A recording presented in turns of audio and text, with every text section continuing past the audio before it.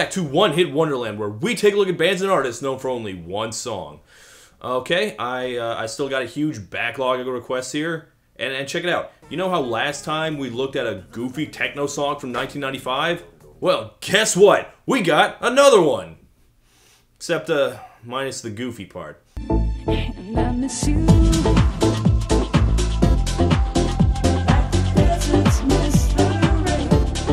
Yes, Everything But the Girl, the band with the evocative name and the extremely evocative single Missing, released in 1994, but then remixed in 1995, and eventually peaking in the early months of 1996 at number 2. It would have been a #1 hit if not for the unstoppable juggernaut One Sweet Day, still the biggest Billboard hit of all time. I mean, which fits. They're both songs about missing people, but they're so very, very different. There was no way that Missing was gonna hit #1 over One Sweet Day. Mariah and Boyz II Men are a steamroller of grief, while Missing by Everything But the Girl is... It's just not over the top, it's low-key and haunting, and fucking heartbreaking. And though I'm not super familiar with the band, it just feels extremely wrong that this band is a one-hit wonder, even though I know nothing about them. I mean, a band with that interesting of a name, it just deserves more. I mean, this is a song that says, hey everyone, listen to me more. But it just didn't happen. Everything But the Girl would have everything but a second hit. And I mean everything. Because guess what? There is more. A lot more. A whole lot more. A ton more. This episode was a ton of research, and I would have never gotten to it if not for your requests. See? I do it all! For you!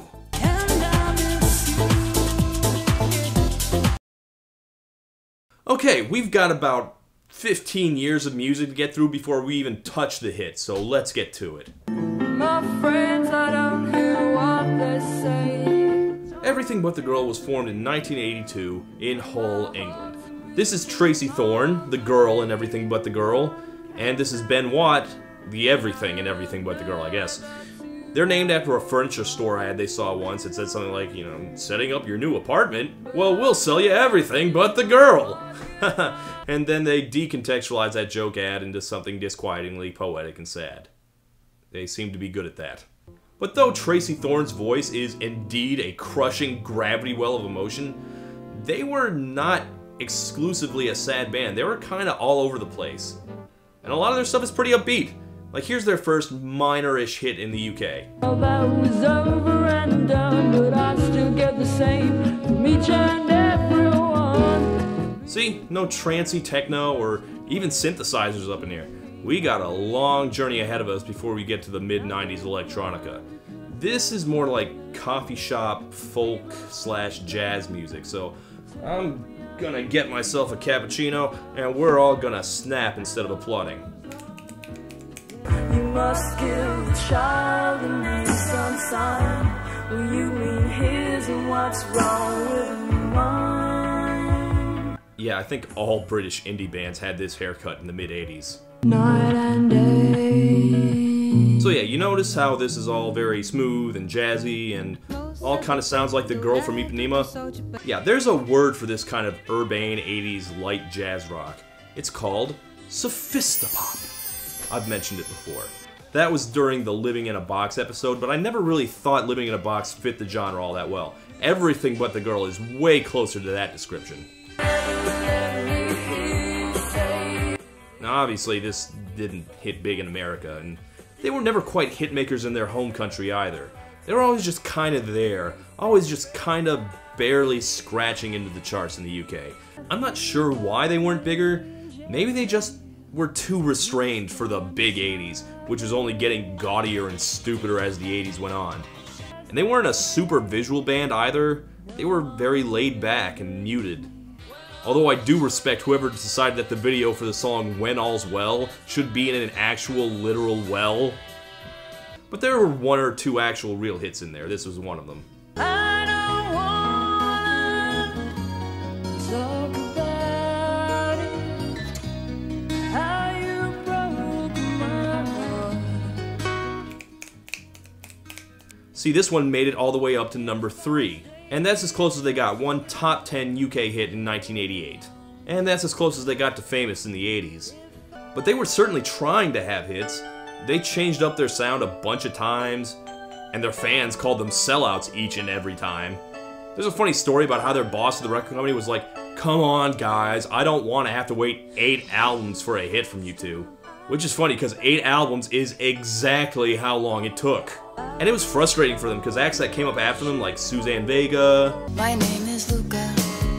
or Tracy Chapman, Don't you know, you're talking about a revolution. and other retro neo beatniks like that were actually starting to get pretty huge and played big venues and stuff. And you can read interviews where they're actually kind of frustrated. They started way ahead of the game and they got no reward for it. And then once the 80s were over, that stuff kind of started fading too. Sophistopop and the neo-folk artists had their day, and then it was the 90s. It just wasn't happening for them. And also, Ben got some horrible rare illness that was so bad he wrote a whole book about it. So yeah, in 1993 and 1994, things weren't great in the Everything But the Girl camp. They've been doing this for 10 years. If they were gonna have a hit by now, they'd have had it, right? Yeah. So, let's talk about trip-hop. So tired of playing. Trip-hop was a British form of techno that was very hip in the early 90s. It was extremely chill, good for smoking pot too, and it also has the Brits' first real semi-attempts at rap. Like, the British are terrible at hip-hop, they can't do it. But they're good at turning rap into other genres that they can do, and trip-hop was the first. Very popular in the 90s over there, especially with the snobby British music magazines. And at some point, and I'm not clear how this happened, but Tracey Thorn got involved with it. Something about her calm but very emotionally heavy vocals, it fit with the genre perfectly. And I don't think this was intended to be a career shift, seeing as their next album was almost entirely acoustic. Amplified Heart. Wrong. No. But there was one song on there that had that kind of Portishead, smooth techno feel to it. And when they released it, it became absolutely not big at all. But then there was a remix! So here it is, trip-hop's one quasi-entry into America. It was this, the Sneaker Pimps, and the house theme. I'm not sure if this counts as trip-hop or not actually, I just know writers say it is because it's a chill electronica song with a smoky female voice on it. I can tell you it placed simultaneously on the pop charts, the rock charts, and it even kind of snuck onto the R&B charts. But not the dance charts, even though it's a techno remix. I mean, if you heard just the opening measure, you'd think there was a slamming club track at the end of it. Woo! No. So why now, after more than a decade of trying, did they finally get a hit? Well, according to Tracey, it was like, well, we were coming down off this huge swell of much louder music. You know, grunge was on its way out, the house scene was dying out, and suddenly everything was a lot less in your face in both alternative rock and techno. I mean, check out the big rock hits at the same time. Don't Speak, Wonderwall, Hootie, Collective Soul, the Goo Goo Dolls. Apparently we were all just burned the fuck out and we wanted to turn it down a notch. Even the remixer himself, Todd, he was a house music veteran. He made all sorts of gigantic late 80s club tracks. But the difference between where he was in 1988 versus 1996 is humongous. And I guess it was a novelty that they had this, this minor key acoustic song with a backbeat under it. But there's a lot more to it than that. It's just a devastating song. See, some bands try to come up with like these flowery, poetic titles, and sometimes they decide to go with just the most direct statement they can. I miss you. I Miss You is just about the simplest lyrical emotion you can write. And those 3 words are apparently a shortcut to deep feelings because it works every single time. There are tons of songs named Miss You, or Missing You, or I Miss You, and without fail, each and every one of them is heart-rendingly sad. I've been sleeping all alone, Lord, I miss you. Oh right, except that one. Ignore that one, I never liked that song anyway. I miss you. Now they could have easily just made those 3 words the entire chorus, but they went the extra mile. They finished that line with what I think is one of the single best lyrics of the entire 90s. I miss you.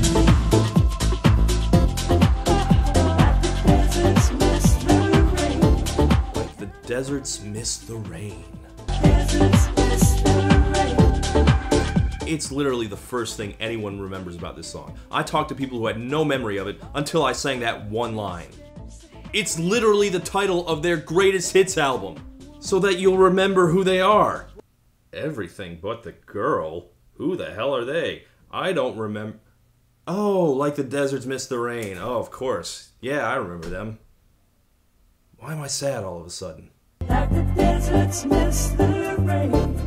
Seriously, I can't even look at a desert now without thinking how sad it is. I used to think deserts were pretty fine being deserts. They know what they're about. Being in a desert, got sand, got cactuses, and now I know that it's a biome of sheer misery because it misses the rain so much. Like, the point of that line is that the rain isn't just not there.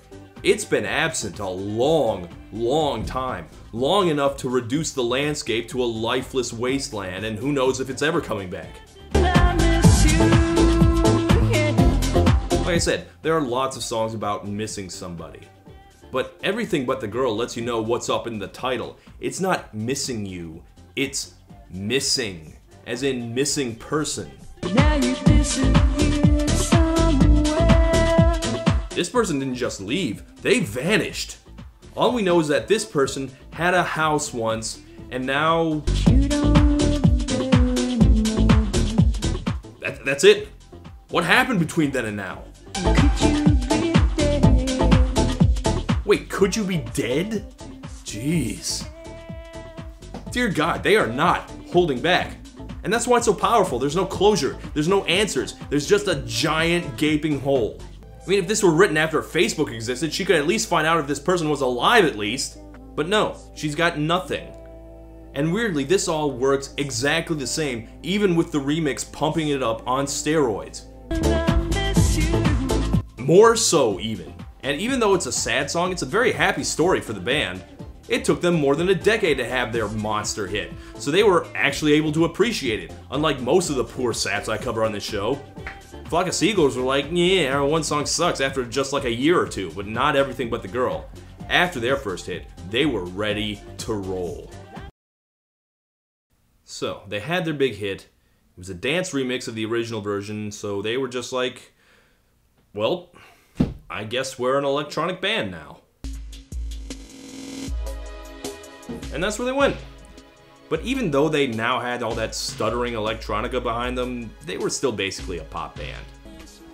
They had choruses and verses, and they got out of there after a good 3 minutes. They weren't gonna give you like 10 minutes of 3 words repeated over and over again. They were the acceptable, non-threatening face of mid-90s techno. And they got some decent mileage out of it, actually.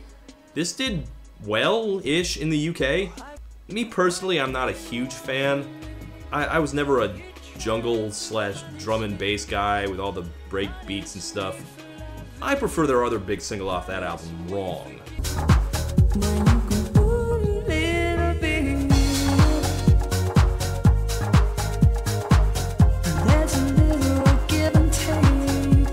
It's like the great Annie Lennox song Annie Lennox never recorded. Granted, it is a lot more like their first big hit. Honestly, it's nearly identical. The bass line is almost the same. Even has that direct 3-word hook. Like the desert was wrong about the rain. Yeah. But this turned out to be pretty much the end of the spotlight for Everything But the Girl. And the reason why is that they decided to have kids. Yes, the two of them, they were a couple the entire time. And they just didn't tell anyone. They're married now and everything. That's nuts. They'd been frustrated for a decade by their lack of success. And they could have been playing up their romance for publicity. The indie press is desperate for Hollywood-style gossip. If there was an actual item in their ranks, they'd eat that shit up. And not only did these two not play that up, they didn't even acknowledge it publicly. Why in the world did they want their privacy that badly? I mean, I get a little privacy, but I don't understand what kind of person goes into show business and yet decides to not share even the most basic facts about themselves. Am I right? I'm right? Whoa, whoa! Jesus! Turn that off! The fuck? Did anyone see my face? That better not have shown up on camera, it's your ass! What idiot turned the lights on? I don't let anyone see my face. After the birth of their twins, yes, twins, Tracey and Ben put out one other album. You know, they've been busy with their kids. They turned down an opening slot for U2 to have those kids. You know, maybe if they'd taken up that offer instead of focusing on their family, you know, they could have kept up the momentum, but it just didn't happen.